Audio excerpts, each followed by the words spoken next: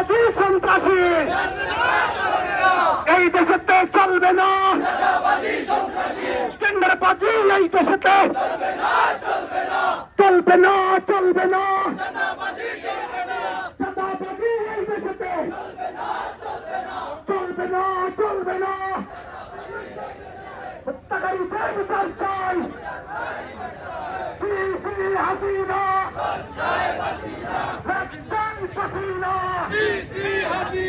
লাশের উপর পুস্তকে জনগণ তুলেনি বিচার চাই করতে হবে।